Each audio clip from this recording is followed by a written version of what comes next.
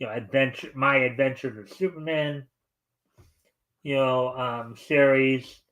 So we just found out, of course, yesterday, Velma, now granted, Velma's not DC, but Velma's more of a Scooby-Doo spin-off, but that one got kind of panned and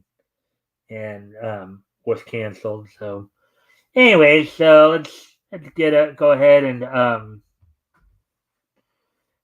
let's see more here. So in the very first issue of Absolute Batman, it is revealed that Barbara Gordon is black when she grabs her father's hand after he is attacked by a gang called Party Animals. The Party Animals attack Gordon, who is now the mayor of Gotham, while he is being berated by citizens accusing him of failing to protect them from the gang. After Gordon gets shot, Barbara grabs his hand and exclaims, quote unquote, "Dad." He responds, quote, "Barbara, just get everyone out of here now," unquote.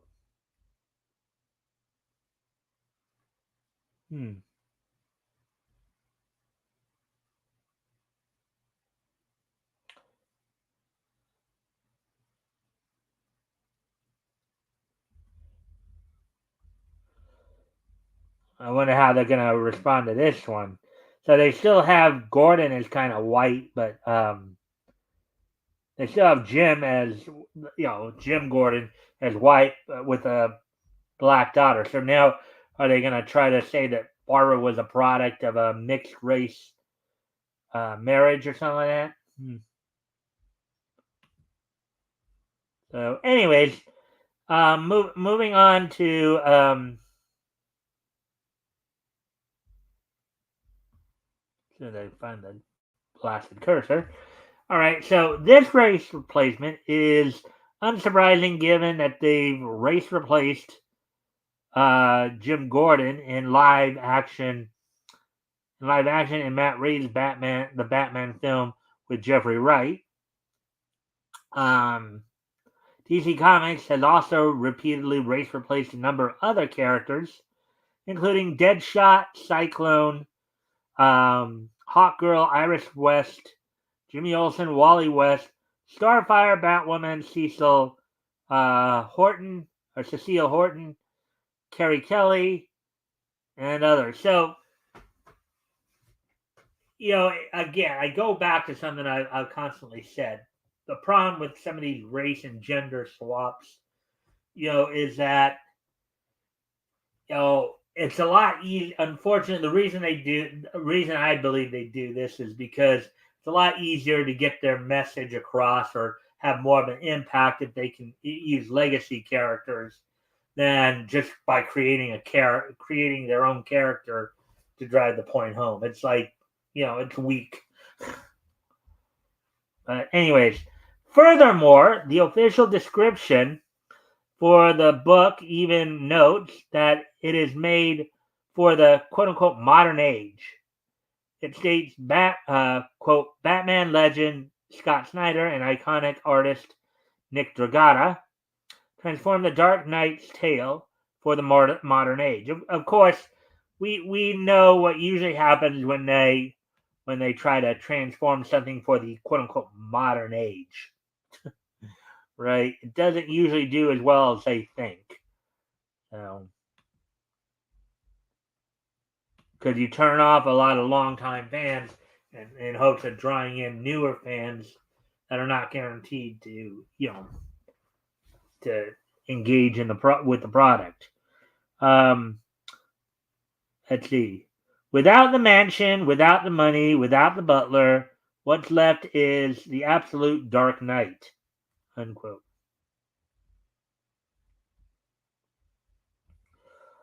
Writer Scott Snyder also admitted the whole point of the story was to, quote, invert the entire mythology of Batman. Now, okay, let me finish this. Okay, and so he's not a generational billionaire. Instead of being the system and order, he's chaos. He's anarchy. He's that wild, primal beast that is just going to go straight into things you don't want go straight in at all. He's larger than life, and all of it. Okay, so let me just comment on some of that too. Now, for those of you who have been watching some of the historical comics, we've seen that originally Batman was pretty dark and gritty, and yes, he may have had money, but that wasn't really the emphasis as much until the Silver Age, right? Him being a billionaire, what have you.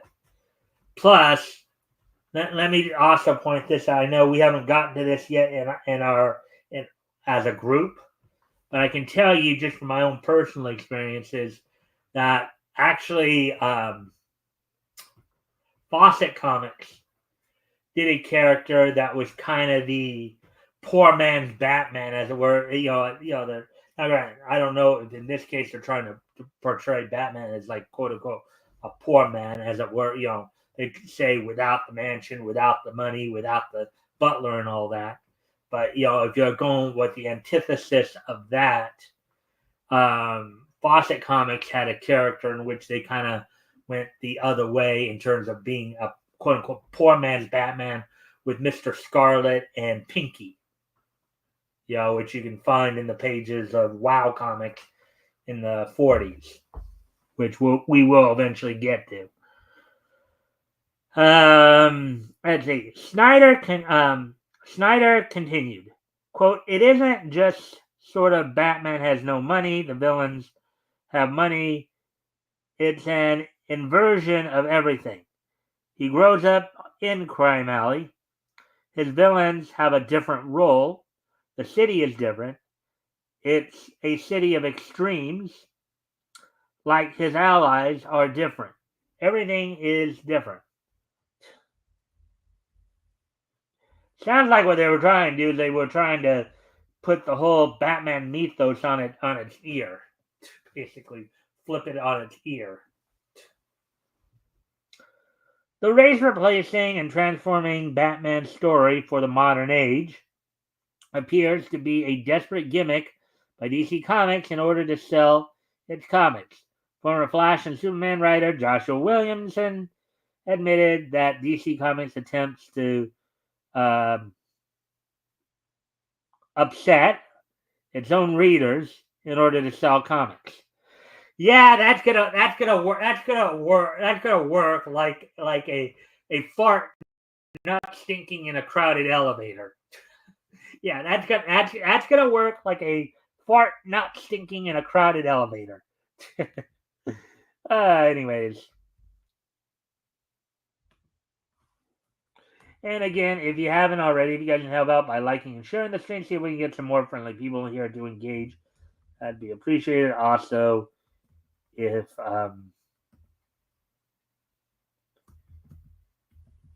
also if you have any comments or questions, feel free to share them. I'll try to answer the questions to the best of my ability.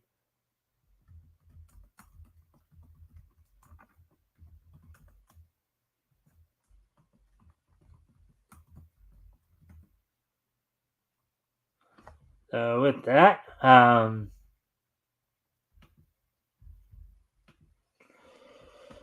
right. So, he told Popverse, quote, "Sometimes people get really angry and they spend money, which is the saddest thing. But it's been the hard lesson that I've learned from DC. It's that when people are happy, they spend less. It sucks, but it is a pattern that I've seen in my time at DC." Well, there probably is more impulse buying when people are upset, and you may have a point there, but still, they shouldn't be trying to take advantage of that, And I think the lone flaw in that, however, is that you may be trading one set of you may be bringing in those fans who are totally into that SJW stuff, and if it's a chance you do get them to buy the comics, fine. But at the same time, you're pissing off you're upsetting the people who have been longtime fans who would have spent their money regardless, as long as it was a good story, and weren't being inundated with the garbage stuff.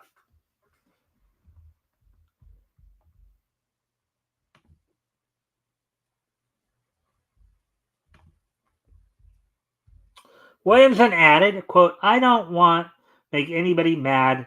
The thing is that I would want to say, in smaller quotes here, first and foremost, trust me. It's not just about, in smaller quotes, oh, I want to upset people. Smaller quote. That's not what you're doing at all, unquote. Instead, he offered, quote, what you want to do is you want to establish some kind of trust first and then say, smaller quote, listen, this is going to be a roller coaster ride. It's going to be crazy at times. There's going to be some ups and downs, and it's going to be nuts. But trust me to come on this ride with me, unquote. Quote, in any kind of story, the character kind of has to go through it.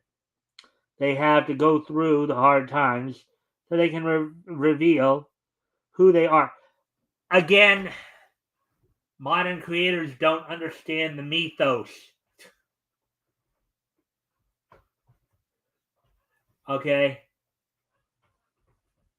You think you want to dump more tragedy on Bruce Wayne by okay, not only do you kill off his parents early on in his life, but at the same time you also put him in a state where he's now got also he has no means of support either.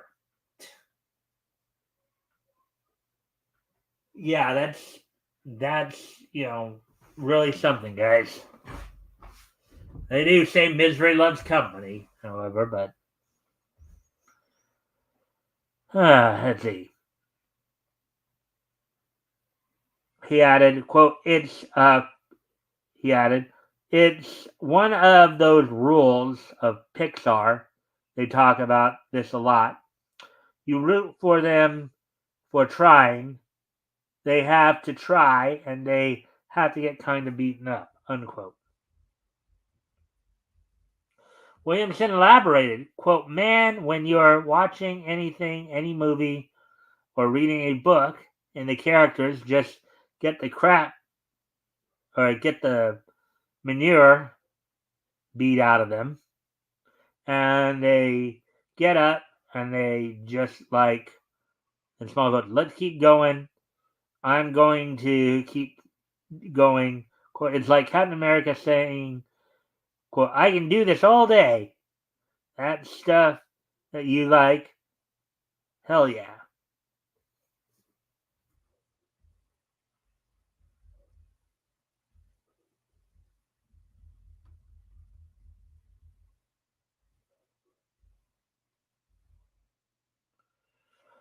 What do you make of DC Comics race replacing Barbara Gordon in this story pushed for the quote unquote modern age that supposedly inverts, quote, the entire mythology of Batman? Yeah, I mean, again, it's people who think they know better than the original creators and think that, by trying to turn the mythos on its ear, that it's going to attract more people is just lame. You could have basically done this with newer generations. You could have you could have delved into this stuff a little bit more in newer generations instead of just just you know turning the mythos on its ear like this. That's what I think. So, anyways, we now get ready to move on to the next story here. See, we're at 21 minutes already. Okay. Oh, the other story we're going to do tonight, of course. Other story we're going to look at. This one.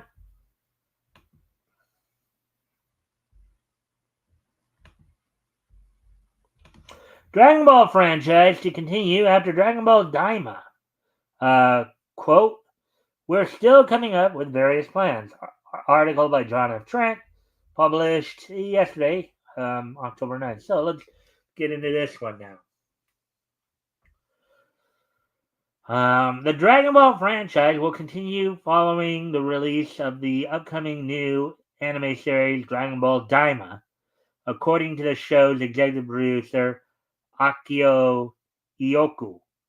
Now, mind you, we've already been told that for the English dub, they're bringing back Stephanie Nadolny to reprise the voice role of Goku. She obviously hasn't been a part of the Dragon Ball franchise since 2010. We've discussed that already when we went over the article making that announcement.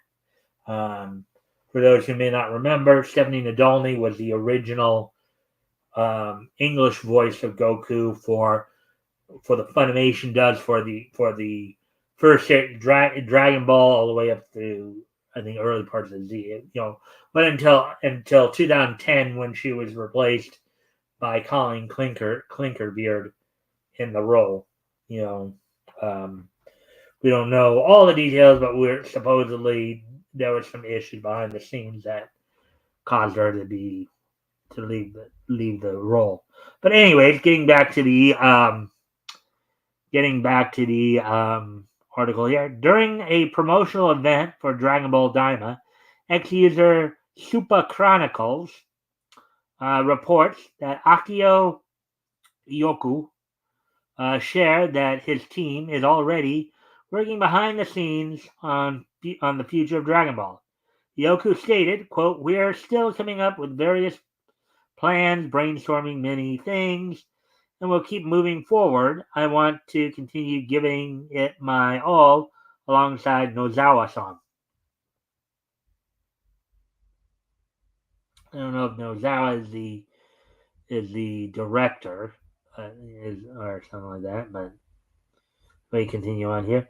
Dragon Ball Daima will stream in North America on Crunchyroll beginning on October 11th, so tomorrow. It will also be available a week later on Netflix on October 18th. So, there you go.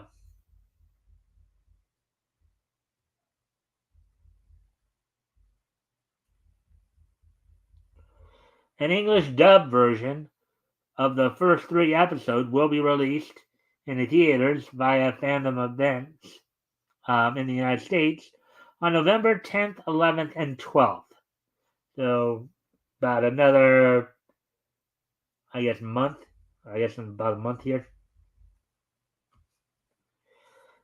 As for what to expect, the late Akira Toriyama, creator of Dragon Ball, shared in a statement that is available on the show's website, quote, I'm currently working on a new Dragon Ball. The title is Dragon Ball Daima. Daima is a made-up term, which in Japanese characters would be, or in English would be something like evil, quote unquote. He continued, quote, due to a conspiracy, Goku and his friends are turned small. In order to fix things, they'll head off to a new world. It's a grand adventure with intense action in an unknown and mysterious world. Since Goku has to make up for his petite size, he uses his Nuyoibo power pole to fight something not seen in a long time. For those of you who may remember the original Dragon Ball, the first Dragon Ball series that was just labeled Dragon Ball, the one that came out in Japan back in 1986, which of course would be 38 years ago, almost 40 years ago.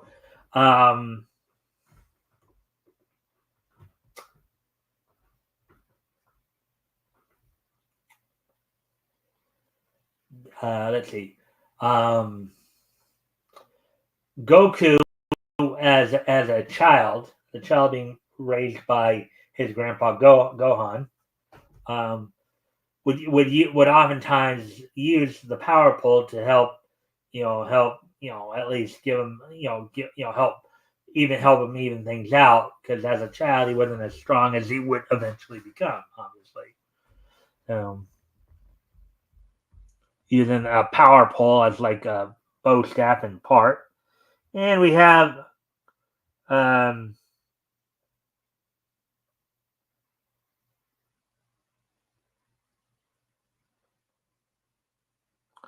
okay, so let's see now.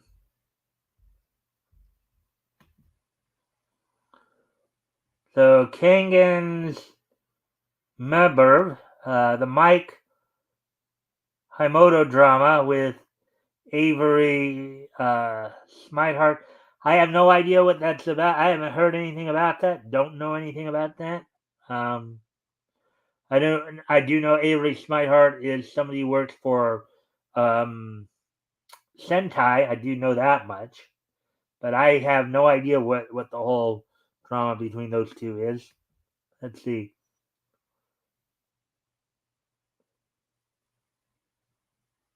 List of scumbag VAs best avoided. Basically, anybody who turned on Vic back in 2019. Okay, so if you want to talk about scumbag VAs who are scumbag, basically anybody who turned on Vic Mignogna back in 2019. You know, and I think most people know who I'm talking about. So this, if you've heard anything about that. So, hey, Rick, thanks for popping in, my friend. Again, guys, if you can help out by liking and sharing the stream, see if we can get some more friendly people involved. That'd be appreciated. And of course, I will, yeah, as I see the comments and questions, um, you know, I'll,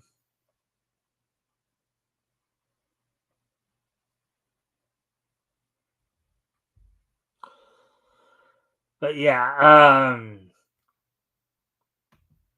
Mike Himoto no longer does voice acting. Go look it up. Well, I mean, I think I might have seen his name once or twice on some stuff, but I would think it would have been some of the newer stuff. But again, I don't. Again, we don't really go too in depth on drama stuff there. Kongans, we do talk about it, we do give our legit critique when it does, but we don't dwell on a negative here. We do try to keep everything positive. I mean, if there was something like major about it or anything like that, then yeah, we might cover it. But at this point, if you're trying to tell me that maybe Mike Himoto got me too'd by every smite artist, if that's what you're telling me, that's not at this point, that's not even news anymore. It's like sometimes the industry just seems to like to eat its own, and doing that, the only way they feel they can get ahead is by being very scandalously floracious, you know. But you've piqued my interest enough to where I might go ahead and see if I can find something. You know, I don't know. I'll look it up maybe just to see what it's all about. Um, but beyond that, I'm probably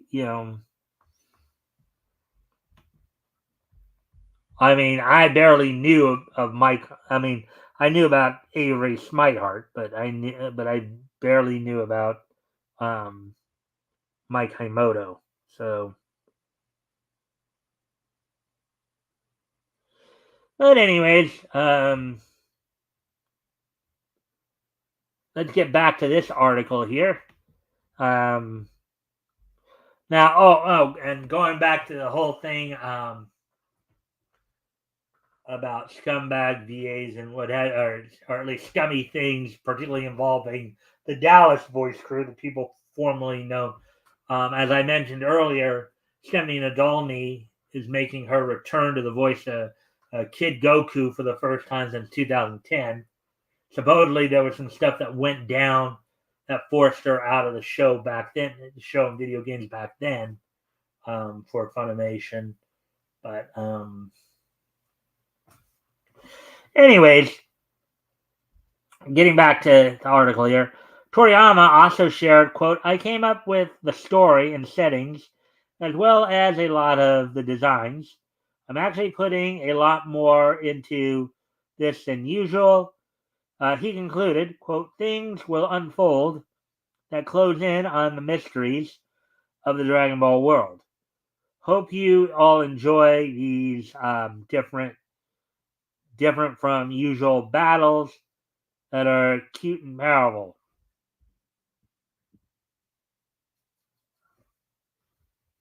So, original work, story, character design, Akira Toriyama. An official description of the show also states, quote, Goku, Mini, and Supreme Kai, Mini, who have been turned small through a quote-unquote conspiracy, and the new characters, Glorio and Pansy, partake in an exciting adventure in the demon realm to the music of the opening theme song. Quote, additionally, the trailer reveals characters who are being shown for the first time, such as the unknown person who looks like Supreme Kai, a character reminiscent of a woman who sits with a mysterious smile, and the shadows of monsters that lurk in the demon realm. With the unveiling of new characters, the mystery of Dragon Ball Daima goes deeper, unquote. It concludes. There you got right there what looks like a mini Piccolo right there. What do you make of the Dragon Ball franchise continuing forward without create? Well, I mean, this Dragon Ball Daima does sound at least somewhat interesting. Now, what I'd heard too about this too is that part of the reason they were able to continue the Dragon Ball franchise is a lot of people who did work under him are continuing the series. So I don't think they're going to like go off, and they're still going to try to keep the show as close to what Toriyama would envision for it as much as possible. So, anyway, let's see where we're at on time here. And I know that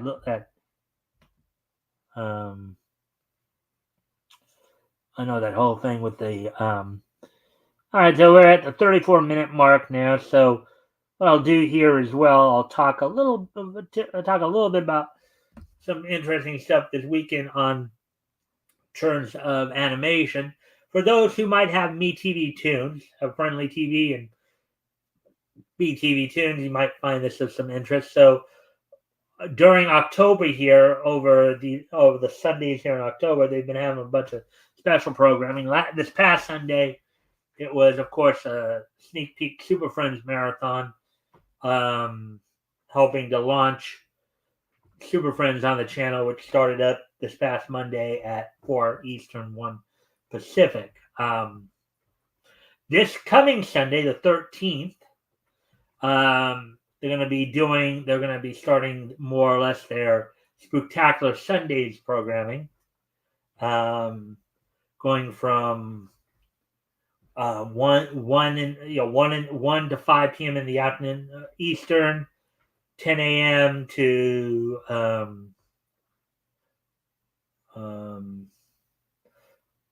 actually no, I'm sorry, 1 to 8 p.m. Eastern, 10 to 5 Pacific, 10 a.m. to 5 p.m. Pacific. So in that, the first 2 hours is part of the Flintstone Family Sunday block. They're gonna have the first hour is gonna have the movie The Flintstones Meet Rockula and Frankenstones from of course the new Fred and Barney show. And then they're going to have, for the second hour of the Flintstones Family Sundays block, they're going to have episodes of the Frankenstones featured from the original from the original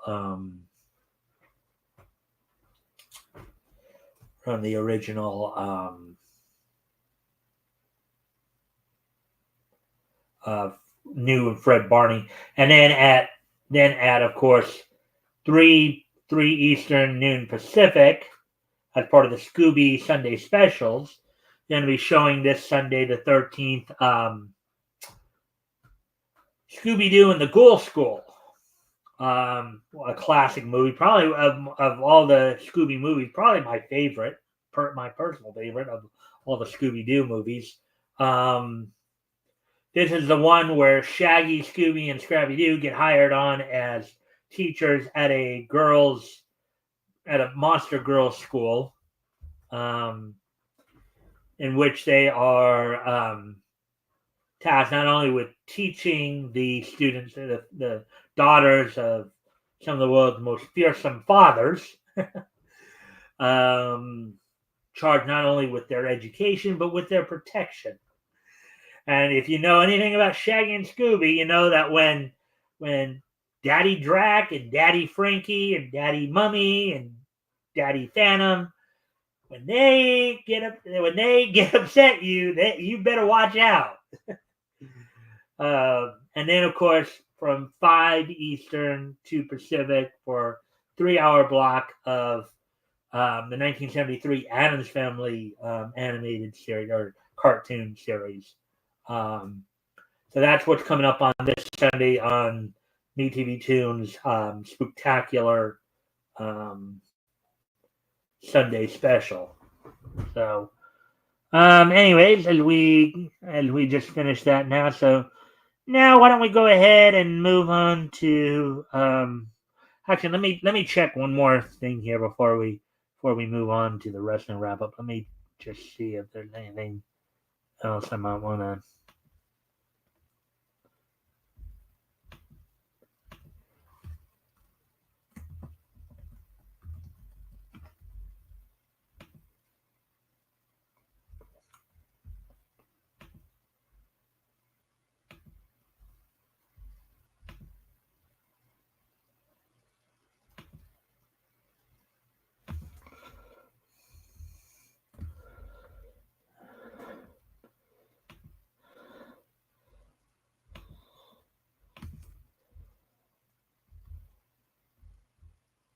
The same as I've always.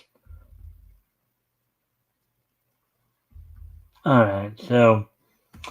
Alright, well, with all that being said, then, I guess we'll move on to the wrestling wrap up then.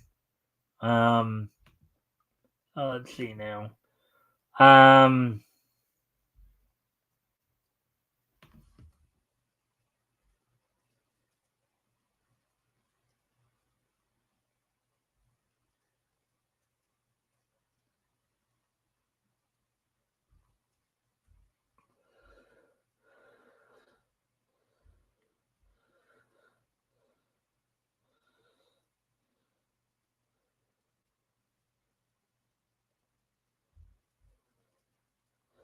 Okay, so basically the ratings did come out for Title Tuesday, as even though they were only even though AEW was only competing against WWE's NXT 1 hour, the ratings were apparently not that great. Significant drop off from about a year ago. We kind of went through the results yesterday and all that.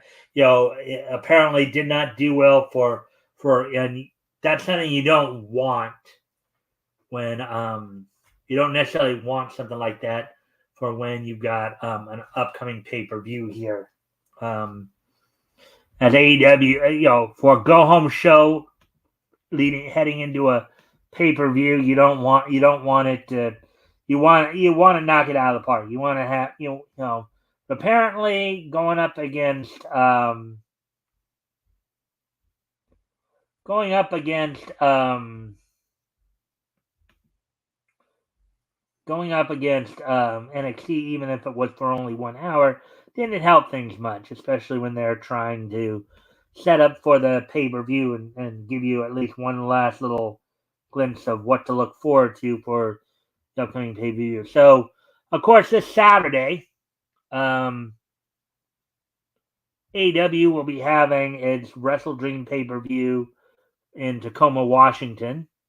Um, from the Tacoma Dome in Seattle, Washington. On the pre-show, 0 hour pre-show, which will be on YouTube, signed for the pre-show, CMLL's Atlantis Jr., who is currently the Ring of Honor World Television Champion, will be defending the title against the Machine Brian Cage. That will be happening on the pre-show. Then on the main show itself, some of these matches were finalized on this past Wednesday's Dynamite, which will be on Thriller TV.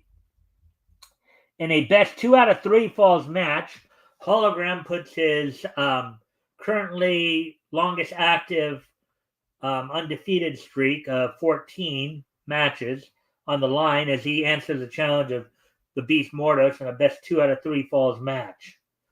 Also, the Acclaimed will be taking on the M&M collection. The Acclaimed of Anthony Bowens and Max Castro will be taking on M&M collection of Mason Madden and Mansoor. In a match set up on, of course, this past Tuesday's Dynamite, Jay White will be taking on Switchblade. Jay White will be taking on Hangman Adam Page. After winning the number one contender, 4-way contenders match to earn this shot, Willow Nightingale will be challenging Mariah May for the AEW Women's World title. An old rivalry from AEW's early days is renewed as House of Black's Brody King takes on Darby Allin. The Young Bucks will be defending the AEW World Tag Team titles against Private Party. As of course the Young Bucks seek to avenge an earlier loss from back in the early days of AEW, while Private Party hopes to continue their strong luck against the Young Bucks. In a match that was set up over the last couple weeks on Dynamite, Will Ospreay will be defending the international title in a 3-way match against Ricochet and Konosuke Takeshita. Jack Perry defends the TNT title against Katsuyori Shibata. Mark Briscoe will be defending the Ring of Honor World title against Chris Jericho. And Bryan Danielson, of course, will be defending the AEW World title against Jon Moxley. So now there's been some 3-way stuff going on between Danielson, Moxley, and Darby Allin. This has also, some of what's been going on between Danielson and Moxley has led to kind of I don't know if you'd call it a full dissolution, because basically Moxley, Claudio, and Claudio are still together more or less as a fact, but it's like they formed a different faction altogether with Pac and Marina Shafir, even though right now Claudio, Pac, also 2/3 of the AEW World Trios title with Wheeler Yuta, who's been siding more or less with Bryan Danielson. So that's all we got for AEW stuff. So let me talk a little bit about what to look forward to on tonight's TNA Impact, coming from Skyway Studios. Now, these tapings were originally set to happen towards the end of last week, but due to Hurricane Helene, these had to be pushed up to to October 2nd and 3rd, and were moved from Spartanburg, South Carolina, to the Skyway Studios in Nashville. So on tonight's episode, in a battle of two former TNA World Champions, you got Eric Young taking on the world-class maniac, Eric Young, taking on the walking weapon, Josh Alexander. In tag team action, the Hardy Boys of Jeff and Matt Hardy taking on ABC of Ace Austin and Chris Bay. The number one contenders three-way match for in a three-way match to see who becomes the number one contender for TNA X Division title. Laredo Kid will be taking on Jason Hotch of the Good Hands and Leon Slater.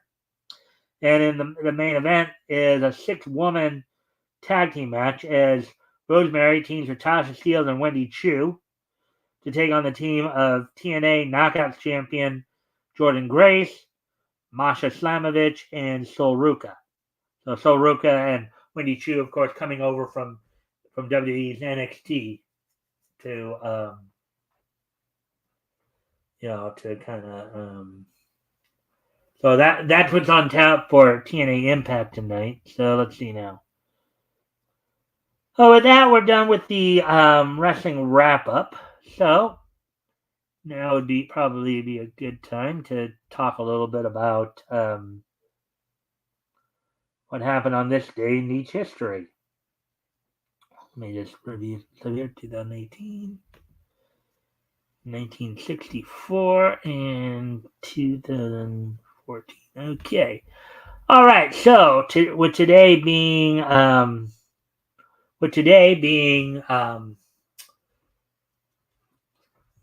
Thursday, October the 10th, let's take a look back at this day in Neach history.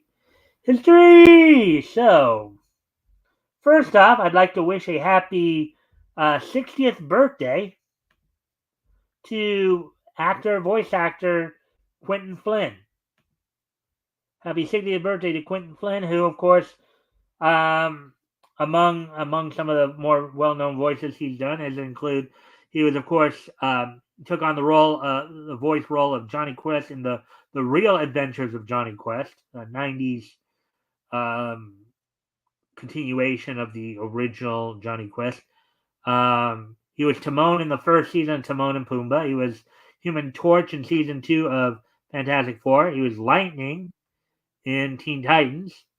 Reno and Final Fantasy VIII Advent Children. He was, of course, Malekith in the Avengers Earth's Mightiest Heroes episode of the Casket of Ancient Winners. And, of course, for many anime fans, they also probably remember Quentin from his role as being the first guy to portray Haruka Umino in the Naruto franchise. He was eventually replaced in the series. I don't know why he was replaced, but he was Haruka Umino in Naruto in the first Naruto series. But the role has since been granted to somebody else.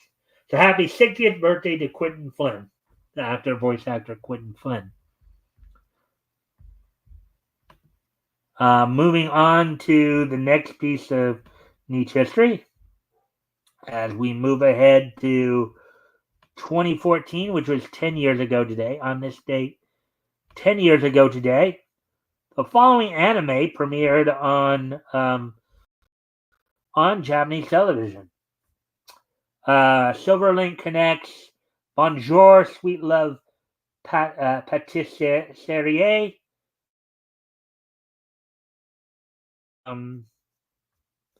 As well as Production IG's Psycho-Pass 2, which of course Production IG, also the studio that gave us Ghost in the Shell.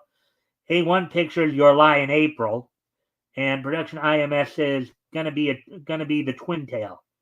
So on this date, 10 years ago today, Silverlink Connects Bonjour, Sweet Love Patisserie, Production IG's Psycho-Pass 2, A1 Pictures Your Lie in April, and Production IMS going to be the Twin Tail, all premiered on Japanese television on this date in 2014, 10 years ago today.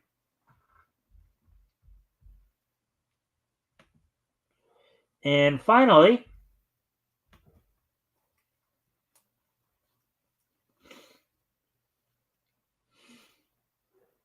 on this date in 2018, which happened to be 6 years ago today. So I pull that up. Okay, yep. On this date 6 years ago today in 2018, the 25th and final issue of Ben Reilly, The Scarlet Spider from Marvel went on sale on this date back in 2018, 6 years ago today. 6 years ago today, 25th and final issue of Ben Reilly, The Scarlet Spider went on sale on this date back in 2018. It sold for $3.99, was 28 pages, featuring, of course, Scarlet Spider. The story was written by Peter A. David. Bruno Oliveira did the art. Lettering done by Joe Caramagna, with Rochelle Rosenberg doing the coloring. So there we go with all that. So I hope everybody enjoyed the show tonight. Hope everybody, obviously there's some more stuff I got to go check out according to Kongens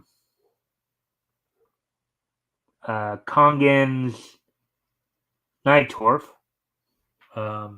Guess I'm gonna have to go check some of that out. See if I can find anything on what he was talking about. So I'll see if I can find anything on that. So with that, I thank everybody for being here, and of course we'll be back here tomorrow night. As of course tomorrow night will be our weekly look back into comics history. We'll be looking back to March of 1940 book comics that went on sale in March of 1940. This week we'll be focusing in, of course, on books that we would come to know as standard. I think at this point they were still known as better books publications, but we'll be looking at, of course, Thrilling Comic Volume 1, Issue 4, and Exciting Comic Volume 1, Issue 2. So, and my co-host will be The Metal from the Vomitorium. So with that, I thank everybody for being here, and I hope to see everybody back here tomorrow. Bye.